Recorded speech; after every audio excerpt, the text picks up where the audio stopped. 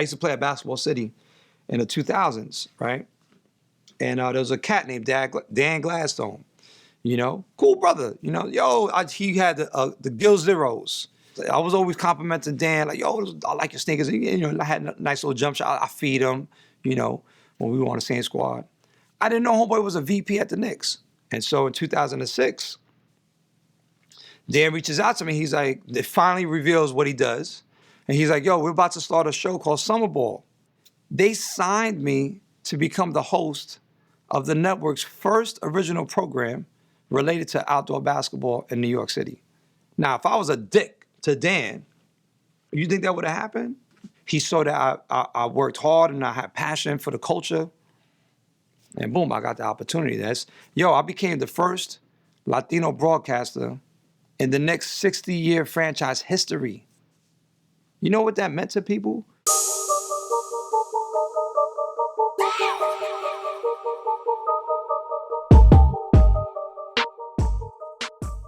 In my film, Rock Rubber 45s, it's not just a greatest hits of my career. Like, there's a moment where I'm performing at a Nike event called Boing Bang Boogie, right? And they collected all these ball handlers and dunkers, and we were in front of a crowd like 2,000. Fat Joe is there, Angie Martinez is there, Kenya Martin is there, as judges. And I go out and, I'm trying to do my tricks and everything, and I fell backwards on my butt. People were laughing at me, 2,000 in Cipriani's and on 42nd Street. That was a knock, yo. That was a big knock. That was embarrassing. Because, people knew me as a ball player and people knew me as a trickster on the court.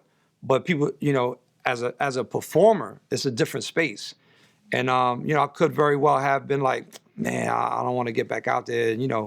A-Train from the Harlem Globetrotters was laughing at me. For years, he would be like, yo, remember that time you fell on your ass? And I was like, yeah, I remember. But, I stuck with it. Eventually, I became a founding member of the Project Playground basketball group.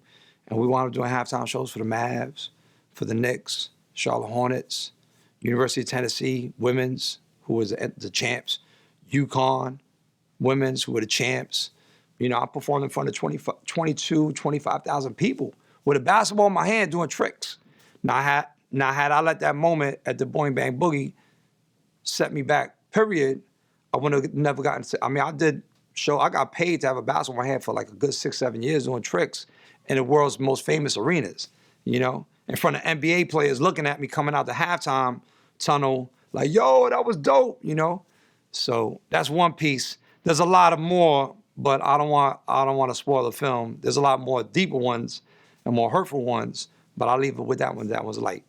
The 3 keys, the 3 jewels that I speak about at all my engagements, my appearances at the Latino Youth Conference or the New Life Community Center, whatever it is, and they're all in the film, Rock Rubber 45s. I made sure that me and the editor, we infused the film with the jewels that I impart to the youth.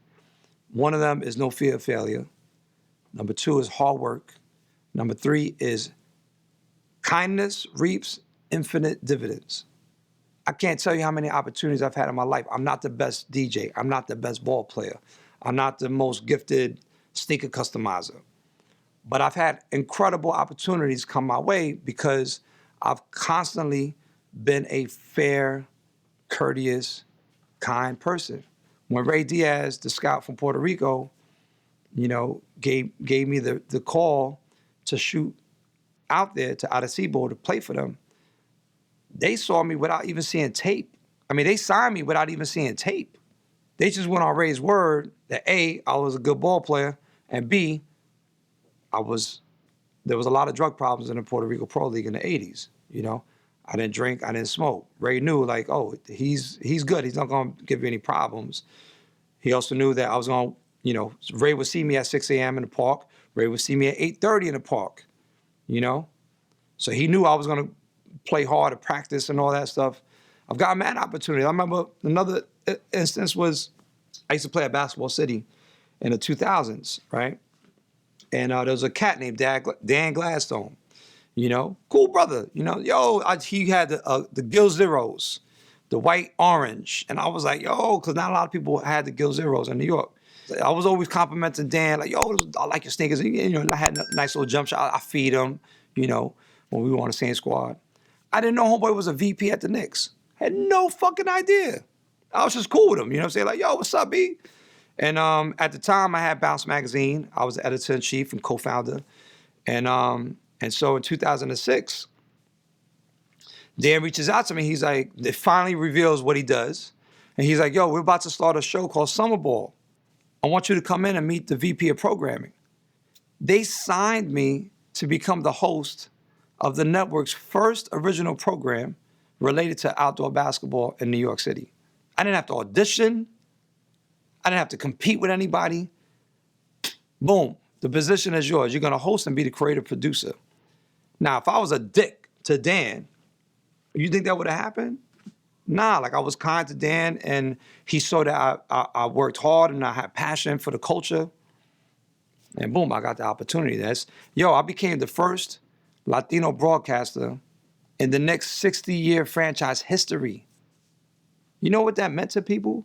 When I would go to El Barrio and I would go to Brooklyn and old ladies, viejas, would come out the bodega like hugging me like, yo, I love your show. They'd be like, yo, I don't even like basketball, but I like your show. And I did Summer Ball for 3 years. It was actually the #1 rated original program on Madison Square Garden Network. That didn't make the film either. You know, you make a film, 90 minutes, you try to fit 50 years of your life in it, you can't do it. So the Madison Square Garden Network announcer did not make the film, but maybe I'll be in deleted scenes on the DVD. Look out for it. I'm not really quite sure how I balance everything. People ask me that all the time. Like, how do when do you sleep? And you see my film and you realize that I'm a DJ, I'm a ball player, I'm an author, a writer, a journalist, a historian, a documentarian. I'm a TV and radio personality. I got a podcast with Stretch Armstrong called What's Good with Stretch and Bobbito on National Public Radio, online. I've acted in films. I've designed shoes. I'm a photographer. I've licensed my images to Wieden & Kennedy, to Nike, to Pata, to Raised, various apparel lines around the world. I'm a consultant. I don't really know, my dude. Like, I got a lot of zest for life. I know that. And I'm appreciative that since 1993, for 25 years now, I've been running around without no guaranteed income. You understand? And I'm a New Yorker. So the pace of New York is right to begin with. I'm a cat that's infused by all the passions that I have. And then when you mix in that I have no guaranteed income next month. I have no guaranteed income in 2019. Even before I had a child and a wife, prior to that, I was always like, I have no idea how I'm gonna live. So that requires a tenacity towards freelance work. When you add in the fact that I can make money having a basketball in my hand and I can make money playing records, it's like, then it's a no-brainer. Like, you send me an email with a booking request, it's gonna be responded to. You send me an email for an interview request, it's gonna be responded to. Now, I can't do everything, that I'm asked to do, but trust, like, I enjoy this, I enjoy being here on camera with 24/7 HH. Come on, Chicago, you crazy? I feel blessed because I walked into becoming a filmmaker in 2010, 2011. My first film was released in 2013. But I had so many varied experiences leading up to it.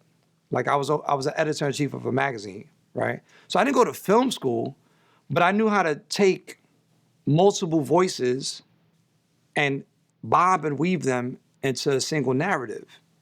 So when I was in an editing room and we have 60 interviews, I know how to take the money quote from this one, the transitional quote from this one, the binding quote from this one, and put them together.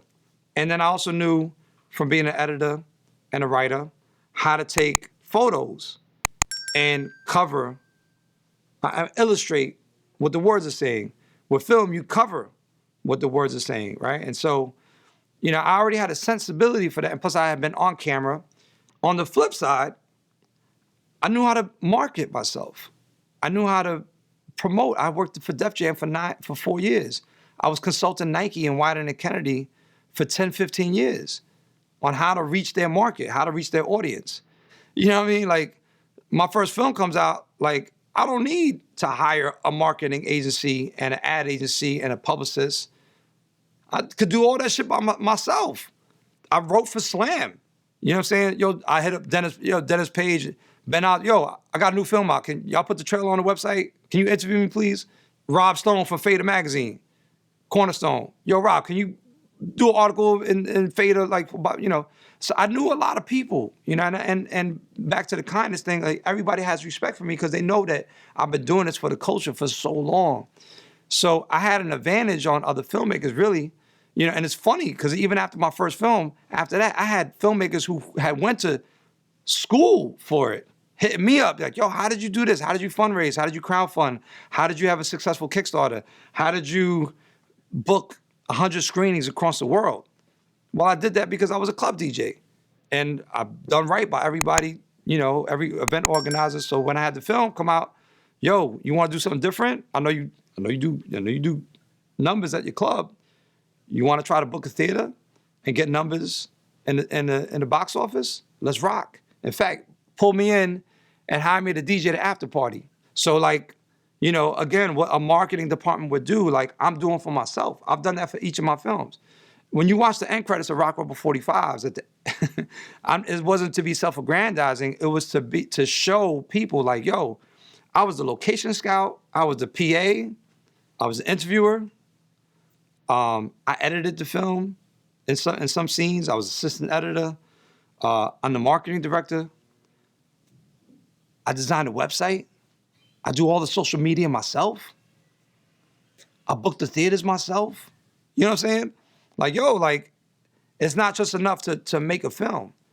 You know, and I used to tell that to hip-hop artists too.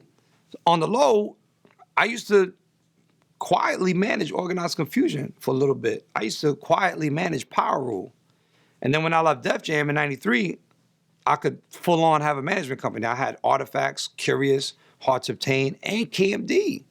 And I would tell all these artists, like, yo, it's not enough to just go into the studio and record. You got to be your own agents. Like, now people talk about branding. We didn't have social media out there, you know, back then. But I would tell them, yo, you got to go to the interviews ready. Yo, rock that. You know, have the interviewer, like, loving you as a person and adoring your art.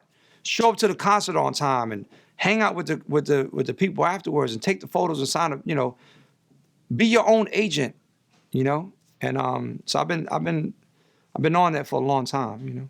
Yo, what's up? This is Bobbito Garcia, aka Kool Bob Love.